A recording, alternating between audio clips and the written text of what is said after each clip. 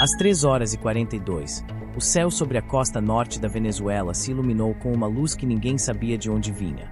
Em apenas 15 minutos, uma base militar perto de La Guaira foi reduzida a um campo de cinzas e metal derretido. Nenhum radar detectou a aproximação, nenhum alarme soou. O mais desconcertante, nenhum míssil inimigo foi detectado em voo. Era 17 de outubro de 2025, exatamente às 3h28 da manhã, quando um grupo de 3 F-22 Raptors decolou da base aérea Anderson, em Guam, com destino ao Caribe. Eles percorreram mais de 13 mil quilômetros com apoio de reabastecimento aéreo por um corredor de comunicações criptografado, após uma missão que, segundo fontes de inteligência vazadas, foi classificada como Operação Mar Azul. O objetivo: neutralizar uma instalação de radar costeiro venezuelano na região de Puerto Maya, a apenas 60 quilômetros de Caracas. O ataque durou exatamente 14 minutos e 30 segundos. Durante esse tempo, os caças furtivos executaram um perfil de voo em baixa altitude, entrando no arquipélago de Los Roques pelo norte, sem ativar transponders ou deixar qualquer vestígio de emissões detectável pelos sistemas russos S-300 instalados na área. De um posto de comando tático no USS Arlington, LPD-24, a 210 milhas náuticas da costa venezuelana, o comandante do grupo, identificado como Sector 1, supervisionou a operação em tempo real. Os F-22 ativaram seu radar APG-77 em modo passivo e lançaram 4 mísseis AGM-158B/SSMER, armas de precisão de longo alcance com orientação infravermelha autônoma. Os mísseis atingiram o solo às 3h42, destruindo os geradores primários da base, o centro de comando e um depósito de munições. Minutos após o impacto, sensores sísmicos em Caracas registraram um pequeno tremor, inicialmente confundido com uma falha elétrica. No entanto, imagens de satélite capturadas pelo satélite Sentinel-2B da ESA confirmaram a magnitude. Uma faixa de terra de 1,4 hectare foi completamente carbonizada. As primeiras equipes de resposta venezuelanas chegaram ao local às 5h07, mais de 1h30 após o ataque, devido a interrupções nas comunicações e ao colapso simultâneo de torres terrestres.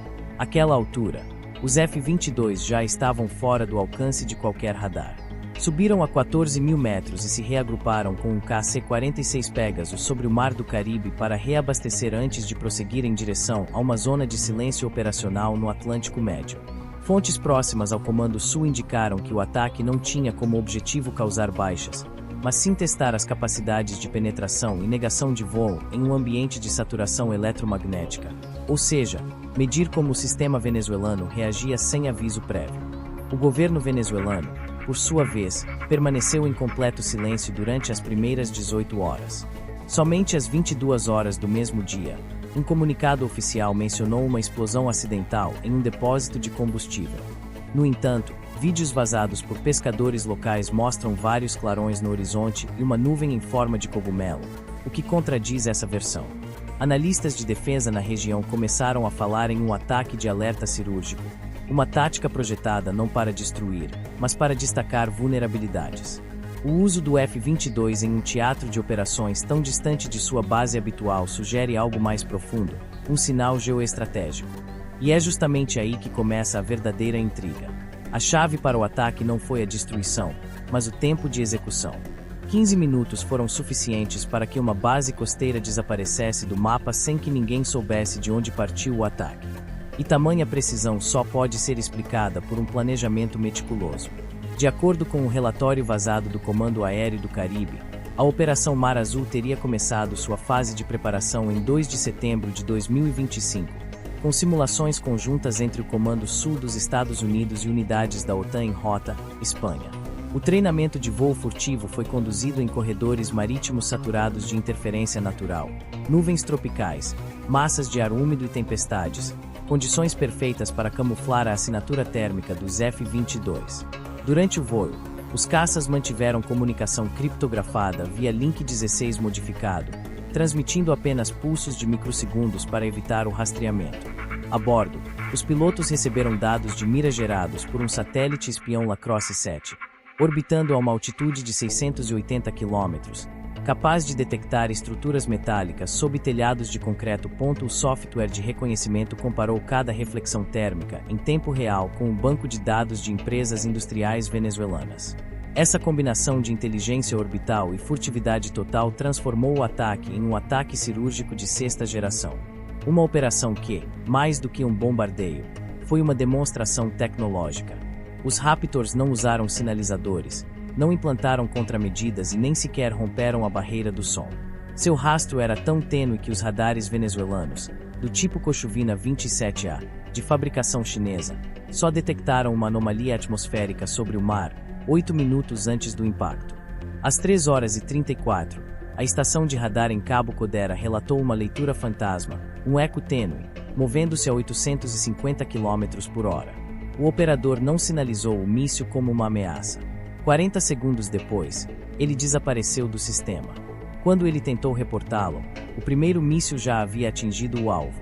De acordo com registros sísmicos da Universidade Central da Venezuela, os 4 impactos ocorreram com exatos 3,6 segundos de intervalo.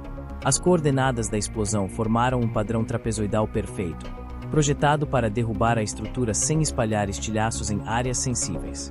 Apesar de sua potência, cada míssil carregava uma carga útil de 450 kg de alto explosivo penetrante. A base foi desativada sem causar baixas na área circundante.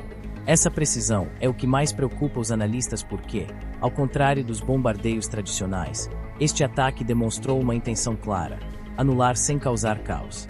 De fato, vários observadores militares interpretam a manobra como uma tentativa de forçar uma recalibração da rede de defesa venezuelana para avaliar seu tempo de reação, seu nível de coordenação interna e sua dependência de assistência externa.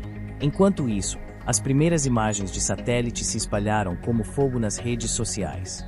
Sombras de asas triangulares na costa, fletes detectados por sensores infravermelhos e um eco acústico registrado por uma boia oceanográfica do Instituto de Pesquisa Marinha de Curaçao. Nenhuma fonte oficial confirmou, mas todas apontavam na mesma direção. O ataque não só foi real, como também meticulosamente documentado.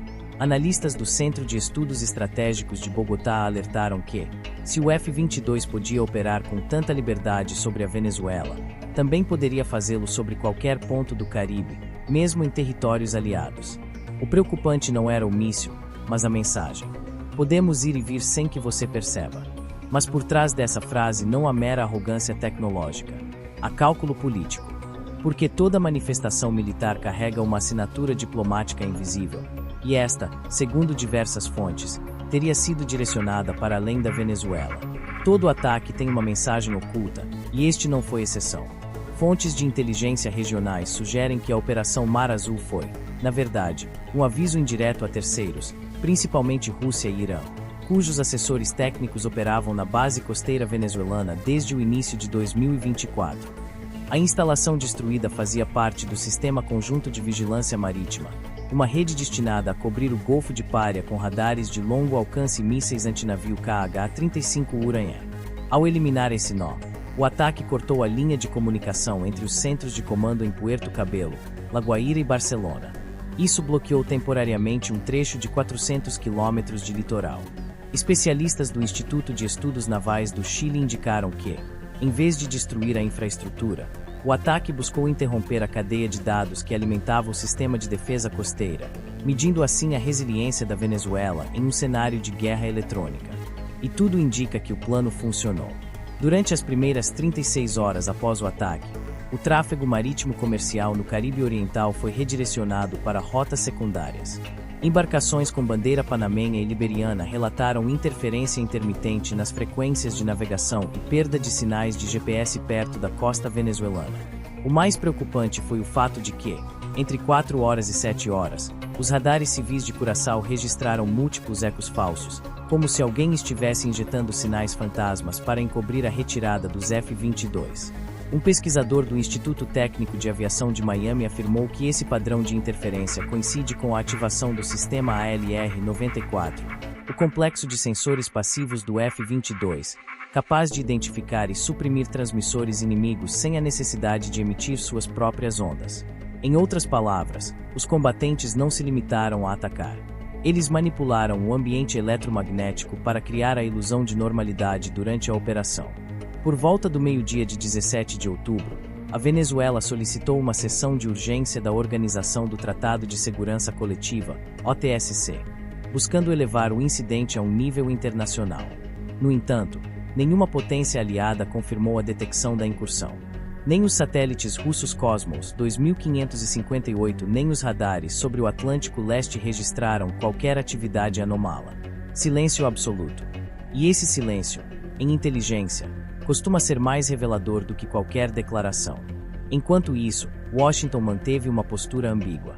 O porta-voz do Pentágono simplesmente declarou que nenhum ativo americano participou de operações ofensivas no Caribe. Uma frase ambígua o suficiente para ser negada sem ser negada. No entanto, movimentos subsequentes revelaram uma história diferente. 2 dias após o ataque, um contratorpedeiro da classe Arleigh Burke, o USS Roosevelt DDG-80, foi visto patrulhando Barbados, acompanhado por uma aeronave de reabastecimento KC-135 Stratotanker. Vários analistas interpretaram essa mobilização como uma manobra de controle do espaço aéreo, com o objetivo de proteger a retirada de unidades furtivas, ou talvez para demonstrar sua presença diante de qualquer tentativa de retaliação venezuelana. Internamente, a resposta do governo foi igualmente contraditória, com alguns porta-vozes se referindo a uma explosão aleatória. Outros vazaram informações de que o radar afetado havia sido hackeado minutos antes do impacto. Isso implicaria acesso remoto aos sistemas de defesa, sugerindo uma operação conjunta de ciberinteligência e guerra aérea. No cenário global, nenhum movimento ocorre isoladamente. O ataque à base costeira venezuelana parece fazer parte de uma reconfiguração estratégica do Caribe, uma área que, por décadas, permaneceu em relativa calma militar. No entanto, após a Operação Mar Azul, vários países começaram a rever seus acordos de defesa, temendo que o próximo golpe não fosse simbólico. A hipótese mais aceita entre analistas ocidentais é que a operação foi um teste real, um exercício de entrada, ataque e saída não detectado, projetado para medir a eficácia do F-22 contra radares chineses e sistemas russos implantados na região. O resultado foi avassalador. Penetração total. Resposta zero. Em termos militares, isso equivale a uma mensagem direta.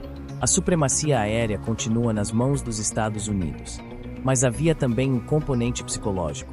A velocidade do ataque e o silêncio subsequente geraram uma crise de confiança tecnológica na Venezuela.